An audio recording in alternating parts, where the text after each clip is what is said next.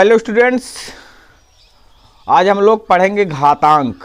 घातांक क्या चीज़ है पहले तो ये जानना जरूरी है। घातांक है क्या चीज़? घातांक का मतलब होता है घात धन अंक। घात धन अंक बन गया घातांक।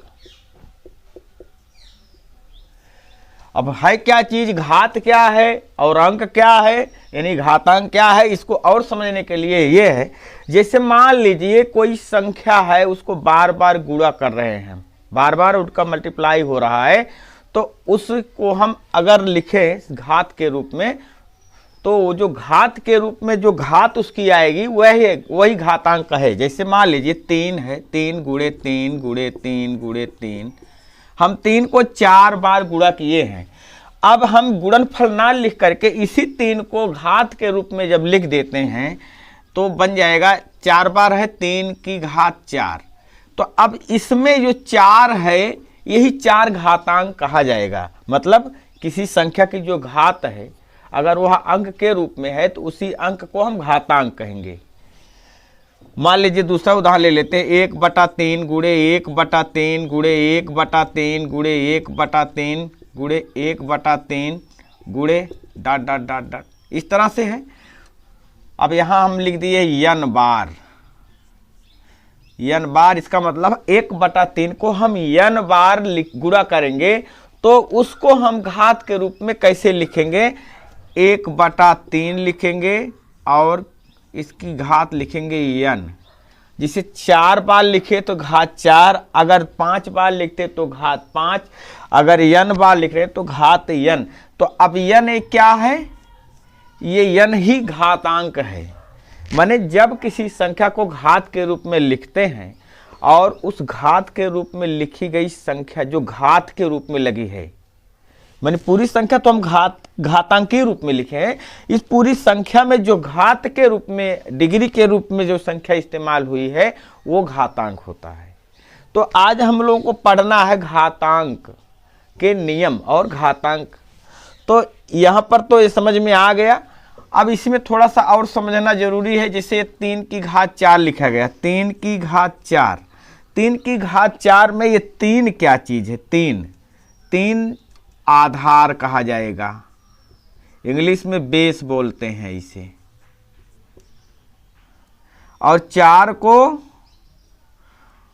को घातांक कहेंगे,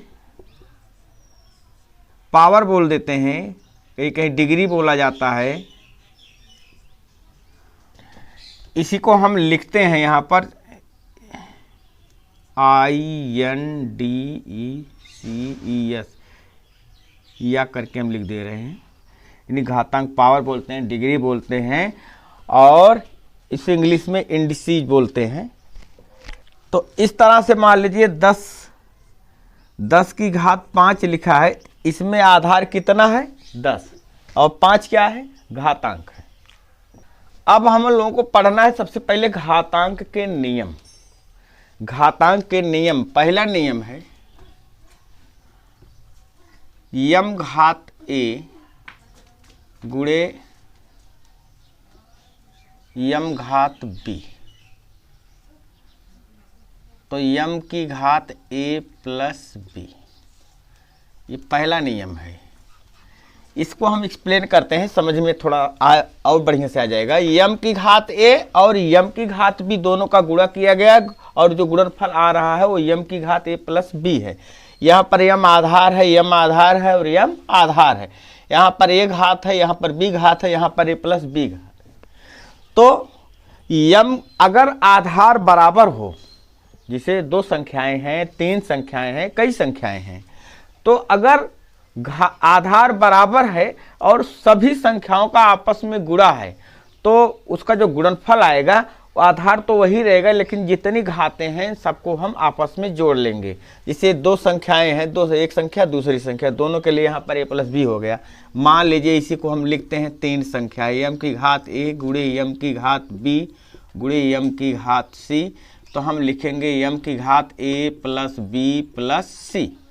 जितनी संख्याएं होंगी सबकी घात को आपस में हम जोड़ लेंगे। कब? जब उन संख्याओं का आपस में गुणा होगा और आधार सबका सेम होगा, बराबर होगा। ये पहला नियम है। दूसरा नियम इसी का अपोजिट है, डिवाइड वाला है। जैसे मान लीजिए m की घात a डिवाइड करना है m की घात b। यहाँ पर आधार दोनों में समान है, घात क्या करेंगे, माइनस कर देंगे, घटा देंगे, m की घात a माइनस b। ये दूसरा नियम है। तीसरा नियम, जैसे m है, m की घात a है, फिर घात b है। इसका मतलब ये हुआ कि एक बार तो घात a लगी है, फिर पूरे की घात b लगी, यानी 2 बार घात हो गई। जब 2 बार घात हो जाएगी तो दोनों घातों को आपस में हम गुणा कर देंगे, तो हो जाएगा m की घात a गुणे b। ये तीसरा नियम है। चौथा नियम, कोई भी संख्या हो, आधार के रूप में कोई भी संख्या हो, लेकिन उसकी घातांक अगर शून्य हो तो उसका मान 1 होता है। यह है चौथा नियम। जैसे m की घात 0, इसका मान 1 हो जाएगा।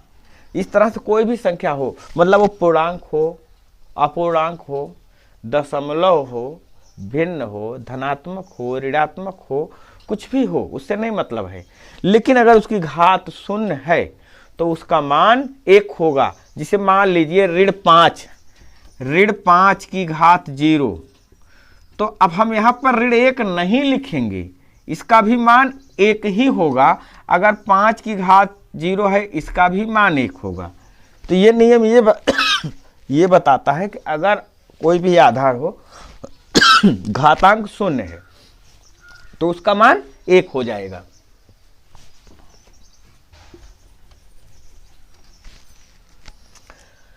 अगला नियम है नियम नंबर 5। जैसे मान लीजिए m की घात a गुणे n की घात a। अब देखिए, ये पहले नियम में क्या था, गुणा था, यहाँ भी गुणा है। यहाँ आधार बराबर था, लेकिन यहाँ पर आधार बराबर नहीं है। यहाँ पर घात बराबर नहीं थी, अलग अलग घात थे, नहीं घातांक अलग अलग थे। यहाँ पर घातांक समान है। अगर इसी कंडीशन है तो हम आधार का गुणा कर लेंगे, m n, यानी m गुणे n और पूरे की घात a। इसी तरह से नियम नंबर 6 है। मान लीजिए m की घात a, इसको डिवाइड करना है, भाग करना है n की घात a से, तो यहाँ पर वही उसी की तरह हो जाएगा m बटा n पूरे की घात a। और 7वां नियम ये है, मान लीजिए आधार कुछ भी हो और घातांक भी कुछ भी हो, लेकिन अगर हम उसका व्युत्क्रम चाहते हैं, रेसिप्रोकल चाहते हैं, माने उसको उलटते हैं, तब क्या हो जाएगा, उसकी घातांक जो है उसका चिन्ह बदल जाएगा। जैसे m की घात माइनस a है, तो हम इसको लिखेंगे 1 बटा m की घात a। जैसे जरूरत पड़े हमें तो हम घातांक को नीचे से ऊपर, ऊपर से नीचे इस संख्या को ले जा सकते हैं, उसके घातांक का चिन्ह बदल करके। इस तरह से लगभग 7 नियम है जो कि लगभग इस्तेमाल होते हैं बराबर। बाद में अगर कहीं और कोई अलग से नियम आएगा तो उसको हम उसका एक्सप्लेन करेंगे। आज वाले में तो इतना ही नियम जानना जरूरी है। इस नियम को आप लोगों को याद कर लेना है, और उसके बाद जो है हम इस पर आगे चर्चा करेंगे अगले वीडियो में, क्योंकि वीडियो ज़्यादा लंबा हो जाएगा। तो अब इसके आगे हम अगले वीडियो में मिलेंगे, तब सारे नियमों पर हम चर्चा करेंगे। वीडियो को लाइक करें और शेयर करें।